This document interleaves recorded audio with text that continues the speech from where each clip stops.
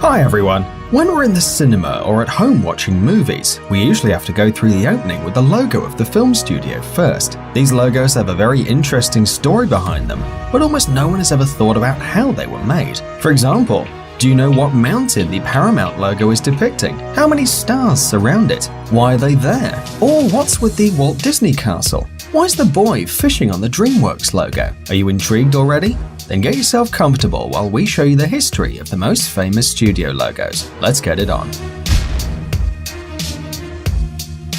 DreamWorks. One day back in 1994, three brilliant people got together. Director Steven Spielberg, Disney director Jeffrey Katzenberg, and music producer David Geffen. They decided to create a new film studio that's now known as DreamWorks. We associate the company's name with the fishing boy of the logo. Yeah, the one sitting on the moon. But the original idea was actually slightly different. They were originally looking for a computer-generated image of a man fishing from the moon. But visual effects artist Dennis Muren, who was then working along with Spielberg, insisted on making the logo by hand.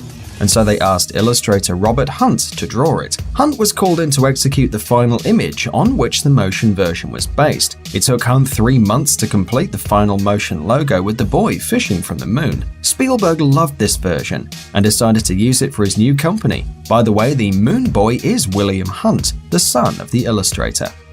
Paramount Pictures.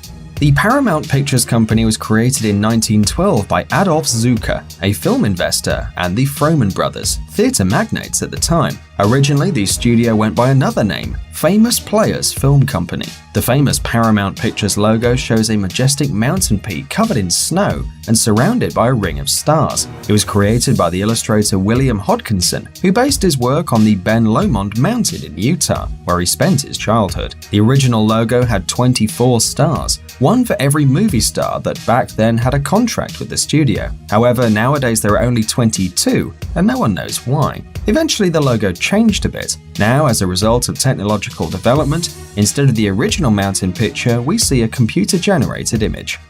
Columbia Pictures.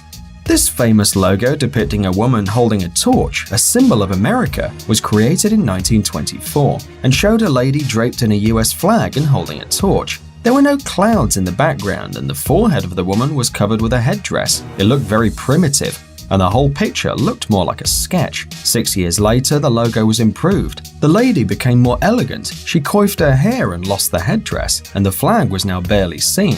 The font was now different, the letters got bigger, and the writing was now behind the girl. But the most important thing was that the empty background was now filled with clouds, and the torch was no longer flickering and blinking, but glowing smoothly instead. In the next few years, the logo was slightly changed, and the word pictures was added.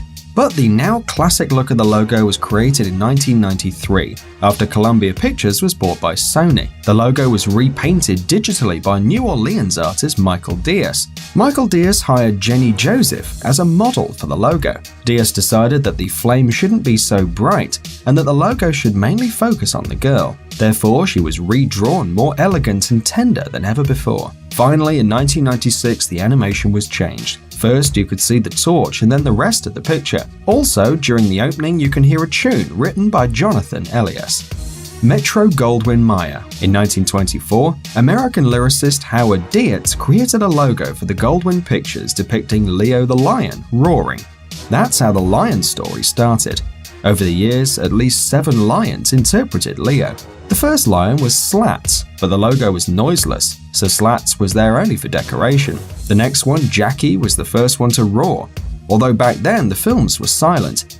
The roar was recorded with the special equipment, and in each cinema there was a phonograph placed behind the screen to reproduce the sound during the opening. Then there were 2 others, Telly and Coffee, but we don't know much about them. Then there was Tanner, famous for its perfect mane. And finally, in 1957, the studio shot the logo featuring its most famous lion, the one we all know from our childhood. He is called Leo, and he's the one we still see on the logo. By the way, no lions were harmed on the set, so don't believe any stupid rumors. If someone shows you a picture to prove you otherwise, just know that it is fake. The Walt Disney Company. Just like Warner Brothers, Columbia Pictures, and many other companies, the Walt Disney Company was founded by 2 brothers, Walt and Roy Disney.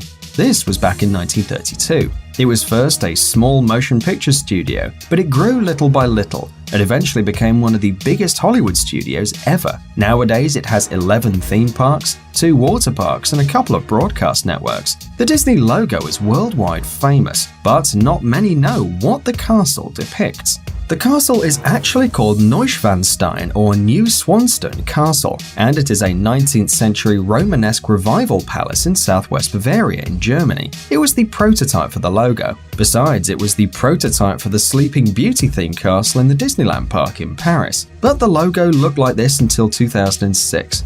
It was then replaced by a totally new 3D computer-generated logo created by the Weta Digital Studio and based on another Disneyland fortress, the Cinderella Castle, which used Chateau d'Orsay as a prototype. The new logo was first shown on the premiere of the movie Pirates of the Caribbean: Dead Man's Chest.